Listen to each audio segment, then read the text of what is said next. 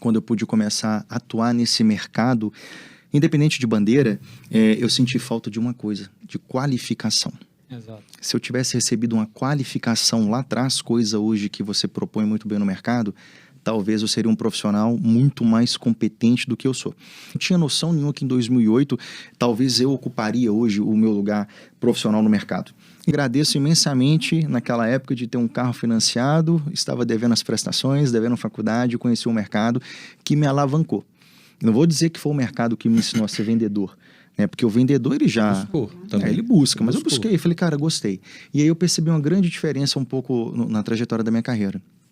Se eu, Renato, quiser ter destaque, eu tenho que estudar. Eu tenho que me qualificar. Mas como é que eu vou estudar, Felipe? Como é que eu vou estudar, Diana, num mercado novo? Quais são as referências do mercado? Eu não digo referência... eu precisava buscar uma referência, eu precisava buscar algum conhecimento.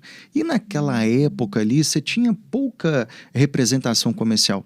Então não tinha como você falar, vou mirar num cara de sucesso. Hoje, por exemplo, nosso amigo Felipe Ottoni. Todo mundo que quer conhecer o mercado e falar, quero entrar no digital, quem que a gente vai seguir? O Felipe Ottoni é um case de sucesso. Cara, calma. Hoje você tem um cara que é um case de sucesso. Só que lá atrás, quando o Tim, por exemplo, deve ter começado, ou quando ele já estava na metade da carreira dele nesse mercado, você não tinha um cara de sucesso que pudesse compartilhar com você conhecimento, que pudesse te orientar e que pudesse demonstrar como era o mercado. As pessoas que estão enxergando esse segmento, elas estão vindo mais bem preparadas e bem qualificadas. A Diana tem experiência de multinacional. Eu não vou citar uma das companhias que ela trabalhou aqui na telefonia, mas é uma multinacional.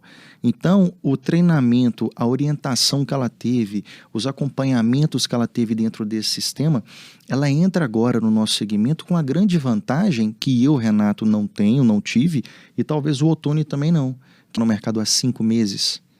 Então, é um momento de silêncio que a gente tem aqui e perguntar o seguinte, espera aí, para onde é que esse mercado vai nos próximos 10, 15, 30 anos? Você já parou para pensar nisso?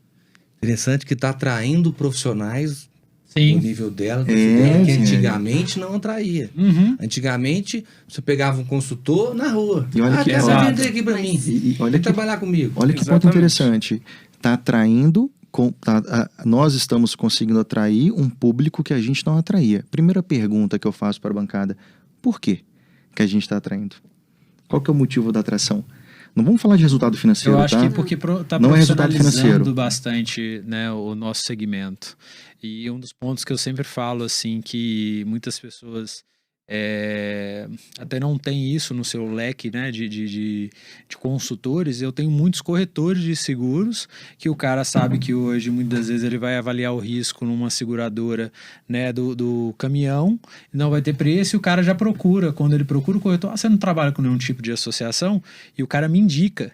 Então, olha para você ver que interessante. Quem a gente acabava brigando, hoje é parceiro, é indicador, muitas vezes é consultor, e olha o nível do mercado. Cara, mas eu vou mais além. Eu vou mais além na sua colocação. Eu estou tentando buscar a resposta aqui, o porquê que o profissional está vindo mais qualificado para o segmento. O que ele está enxergando nesse segmento? Qual é a oportunidade, talvez, que nós... que somos referência, isso com toda humildade, quando eu digo isso, tá? Somos referência pelo tempo, o que a gente tem de responsabilidade nisso? Aí eu volto lá no início da conversa.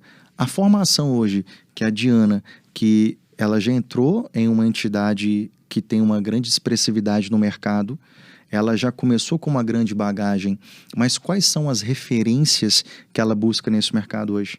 Como é que a Diana, será que ela enxerga? Qual que é a visão que ela tem do mercado de proteção veicular nos próximos 5 anos? Vamos falar aqui o período de uma faculdade. A gente segmento, respondendo o que o Renato falou, né? Para onde esse segmento vai, o que eu enxerguei? Eu enxerguei a proteção veicular como um segmento que ele é mais do que um mercado, do que um segmento da economia. Isso há quanto tempo atrás? Ele é uma contribuição social para o Brasil. Quantos anos atrás, Becker? 2017. Enxerguei como uma contribuição social para o Brasil. Então, as seguradoras, elas visam lucro a uma companhia. Muitas delas estão aqui porque enxergaram o mercado Brasil. Umas são dos Estados Unidos, outras são da Europa e tal. Enxergaram o Brasil como mais um mercado né, do mix dessas seguradoras. E as associações, elas surgiram com essa visão, né, talvez mais romântica da coisa, mas uma visão muito interessante, que tem a questão, né, que as pessoas sobrevivem, enfim, né, ninguém trabalha de graça, a associação não é filantropia, a Associação de Proteção Veicular é diferente, ela não tem fins lucrativos, mas ela não é filantropia. Então, mas ela é sim uma contribuição social, porque uma pessoa que comprou um carro financiado, um Corsinha financiado, o cara nunca vai conseguir ter um seguro. Eu já somos concorrentes. Ok, somos. Né? A gente está aqui disputando a mesma venda, assim como as 3 drogarias que tem aqui nesse quarteirão são concorrentes uma da outra. Só que o que acontece de ruim lá na casa dela me afeta diretamente. Exato. E vice-versa. O segmento é um só. Você é cliente, eu também sou cliente. Quando eu vejo uma outra entidade, outra empresa do mesmo segmento passar por algum problema, eu falo, opa, sinalzinho de fumaça. Será que o cara que teve aqui, que falou que era assim, assim assado, é a mesma coisa? Então a gente tem que preocupar e acabar com essa infantilidade existente de que a Diana é minha concorrente, eu nunca vou sentar do lado dela. Muito pelo contrário. Eu quero entender qual é a estratégia que ela tem em 4 meses de atuação nesse mercado. E o que o Ottoni falou, que é conhecimento, cara, o meu conhecimento eu tô assim, ó, liberando de graça para todo mundo. Quer aprender? Aprende. Porque você vai me obrigar a puxar minha régua do conhecimento. Só que, Tim, a gente não vai conseguir mudar o mercado, muito menos o mundo, né? Quem dera, né? Já somos 3 pensando na mesma direção. Isso sem falar o seguinte, vamos falar de número de consultor, né? Hoje, Beck, uma pergunta que agora eu te faço aqui, vamos mudar o papel. Existem quantos consultores de proteção veicular no mercado brasileiro, que você sabe, por alto? Por alto? Mas consultor, tá? Consultor assim como nós. A gente teve uma conversa a gente estima 20 mil consultores. Cara, são 20 mil pessoas. 20 mil pessoas que trabalham com o nosso segmento. 20 mil famílias. Então, você para pensar o seguinte, qual que é o papel? A gente não tá aqui fazendo graça, ó, tô aqui, vem pra minha equipe, esquece. Meu amigo, fica aí, vai se tornar um especialista, vamos trabalhar. São 20 mil pessoas no universo com mais de 100 milhões de veículos, correto? É esse o número? Mais de 100 milhões de veículos hoje? Eu acho que a última pesquisa, acho que foi 57 veículos de passeio, né? Não, eu tô falando a frota. 100 milhões. 100 milhões. 100 milhões. Somos apenas 20 mil pessoas. 100 milhões. Tem carro passando para tudo quanto é lado. Mas a grande pergunta, e aí? Se o mercado hoje, da nossa base, da nossa classe, né? É quase uma classe sindical aqui de consultores, para onde que a gente vai? Como é que a gente vai estudar para a gente não ser amanhã engolido por um digital, por um sistema analógico, ou até mesmo pelos próprios parceiros. E a gente tem que ter essa educação de falar o seguinte, Diana, o que você faz está errado. Caetano, o que você faz está errado. Sim. Você está educando essa turma errada. É um processo aqui de praticamente uma autorregulamentação dos próprios consultores. Exato. Né?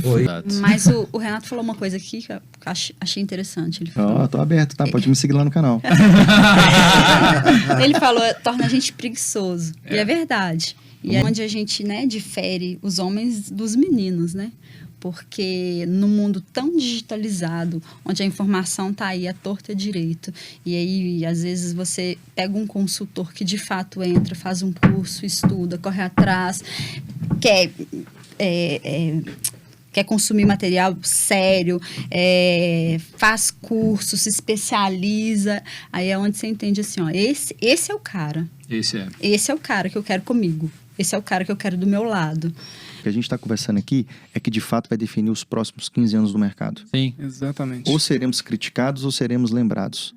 Podemos até ser copiados, porque quando você copia alguém que já está na trajetória, você nos obriga a melhorar.